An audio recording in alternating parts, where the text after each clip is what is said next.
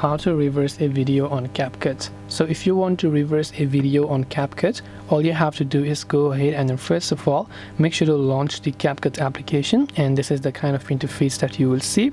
Then just select a new project and you can simply start a certain video over here. Right now, to reverse this video, just select that particular video and scroll all the way to the right hand side until you see the reverse option. Now it will usually be located at the right hand side, so right here in my case you can see it is at this option. Just click on reverse and then the video will actually get reversed. It might take some time depending upon the length of that video.